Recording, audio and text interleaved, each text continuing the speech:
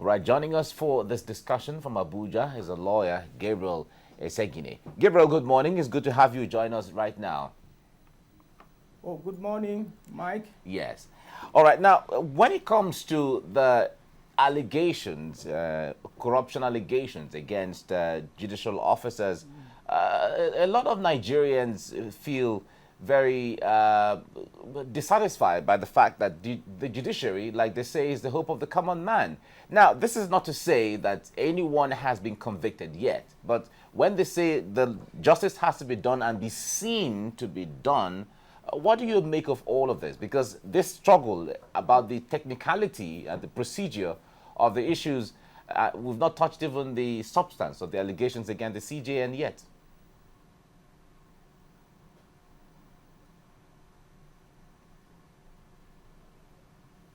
Can you hear me? If I can, yeah, go ahead. Yes, if I can hear you very well, let me start by saying that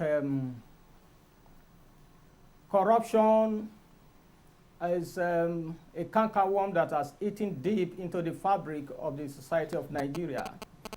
And in fighting corruption, you must ensure that due process is followed. We are in a democratic process, and the case in hand, that is the case of the CJN, Justice Water Onogen.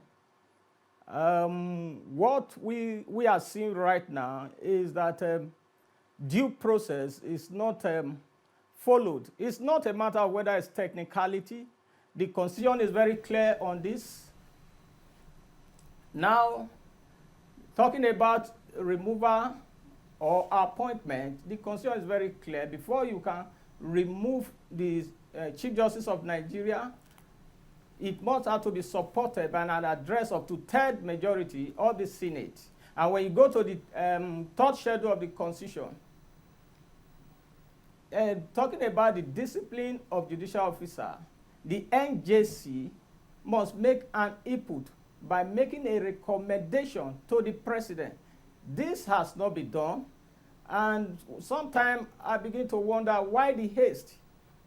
Why the haste? Allow due process to take its course, and nobody, everybody wants to see this case, to a logical conclusion, where, and if it's actually found guilty, don't forget that in Nigeria, the presumption of innocence is in favor of the accused or the defendant. So, but give him time to prepare for his defense, and then you see, that is what the federal government is doing a good thing, but the process, the way they are going about it, is what is questionable. And that is why you are seeing over the weeks, there have been serious, different positions. Yes, and now let's go beyond the issue of the CJN. A lot of people in reading all of this have said it's beyond the CJN. It's actually the judiciary that is on trial here. And recall that the president about 2 years or so ago did say that his biggest headache as far as the war against corruption is concerned is the judiciary. Has he been proved right with all that's been happening lately? No, not really. The judiciary, you must remember, we are running a three arms of government. We have the executive, we have the legislature, and we have the judiciary. Now, the judiciary, what is happening now, you remember the case of the 5 justices of the Supreme Court? That one has a bit died down, and some of them have been discharged. And you can see the whole ridicule. So the judiciary is on trial, but the executive are not, you don't have, some of the action the executive are taking, they don't have the power, and they are not following the due process.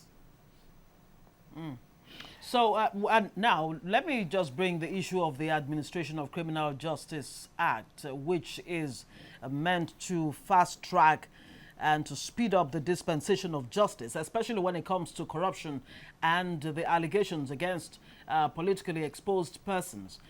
Do you think there is, an attempt on the part of the bench and the bar to slow down the process of getting justice for the generality of the public when it comes to fighting corruption?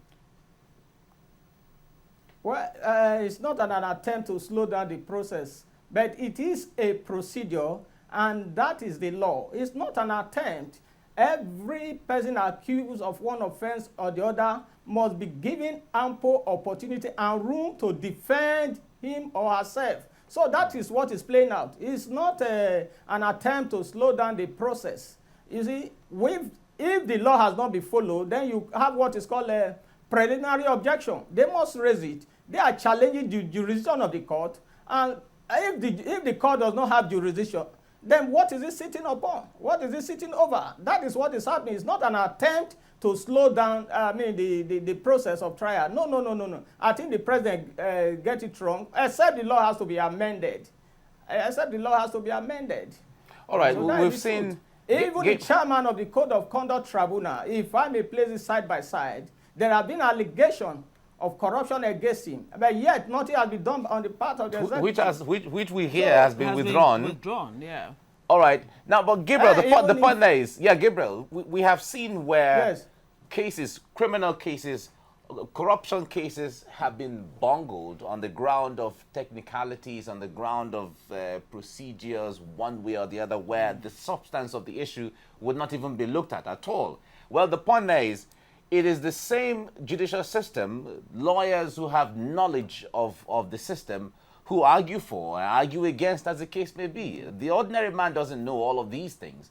And when it comes to the judiciary standing as an arm of government, as part of government, ensuring that the system works and the democracy thrives, how do you explain when it is obvious that either an infraction has taken place, but then we have instances where arguments for such kind of persons are carried out, and sometimes cases are even won? Mr. Mike, well, it's unfortunate. That is just the law, and that is the procedure. It's not a matter of once there's an infraction, then that person is guilty already. No, it's allegation, and the presumption of innocence is always in favor of the defender or the accused. So the process must be followed to a logical conclusion. It's not a matter of maybe technicality, or maybe they are trying to slow down the process, but allow the law to follow, to get it to its logical conclusion. That's what we are saying. Yes, Gabriel, we do understand that, but this really goes, I need to emphasize that this goes beyond the issue of the CJN, the issue at hand right now. We're looking at the judiciary as a whole, and looking at how it is, what it's bringing to the table as far as the war against corruption is concerned. A lot of people will tell you, as a matter of fact, the president did say last July or so, that he would actually reform the judiciary so that it can be better positioned, to fight the corruption. Do you think there's a need for the judiciary within itself to actually do some kind of cleansing?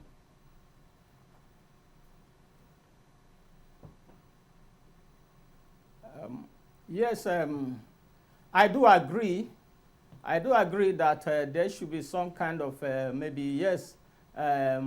cleansing, or what you call a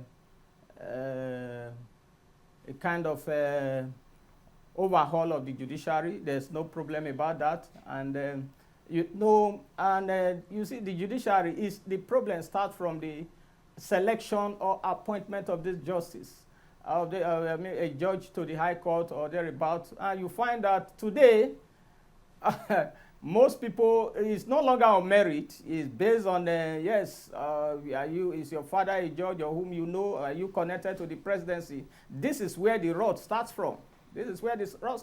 You have very many sound people, very men of integrity, impeccable, but yet they can't get it. They desire to be there to sit on the bench, but they can't get it. They can't be there. So yes, I agree. It needs to be sanitized. It needs to be cleansed. But you see, we have to agree on the modalities. What are the modalities for cleansing up? It's not picking individual or targeting individual. No, it has to go down to the root. And all right, see Gabriel, we have to identify the problem. Yeah. Now, Gabriel, what you have said now, are you saying that appointments of CJN and other senior judicial officers are based on connection and network? No. That of the CJN, no, it's not based on whether connection. If you look at it over the years, it's the most senior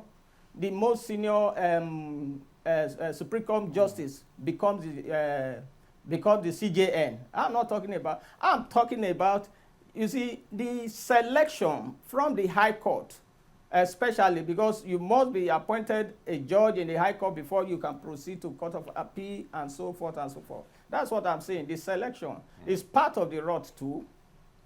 All right. Now, the president had called for, in the inception of this administration, he had called for special courts for corruption. And up to now, we've not seen that yet. What do you think that would or should have been the solution to the fight against corruption? You see, well, I'm not an advocate of special court for corruption. There's no way it's still, you see, the courts we have, what we can do is to increase the number of judicial officers or justices. That is what we can do. I'm not an advocate of special. You make that judge to be redundant and, you know, not having a challenges, having a particular issue over and over. You see, but I advocate. You see, you can increase the courts. It is better. The courts are doing well, and we have judges. They don't give adjournment more than 2 weeks. And with the criminal administration of criminal justice system, most cases run, you know, regularly. When it comes to that, I think we are getting there. We are moving forward. Yeah, still talking about the ACJA, that's Administration of Criminal Justice Act, since it came into being. How much value, how much difference really has it made, especially in the war against corruption? Yes, it has really helped a lot. You can see that today, with the coming to being of the Administration of Criminal Justice Act, every lawyer is sitting up, and there's no room for delay. Most of all those things have been shut out, and there's nothing like even stay of proceeding is not being entertained. So the cases, I think it has helped, and as a private legal practitioner, it has really helped and advanced the cause of justice in this country so far. If the war against corruption is to succeed,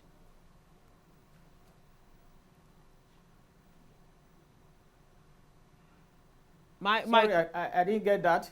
My question is, very, very briefly, I mean, which areas would you like to see change, especially when it comes to the judiciary and maybe all aspects of all the arms of government, the legislature, the executive, so that the war against corruption can actually be fought well? Okay, well, I will want to see a much stronger NJC regulating the bodies, and I want the laws to be reviewed again. Yes, the law of evidence has been reviewed, yes, and it's okay. And I just want a stronger NJC. The NJC should not be politicized. It should not be, I mean, it should allow the NJC to regulate his body. All right, Gabriel. All right, Gabriel, that's a good place to leave it now. Thank you very much for talking to us this morning on TVC. Oh, thank you, Mr. Mike. And,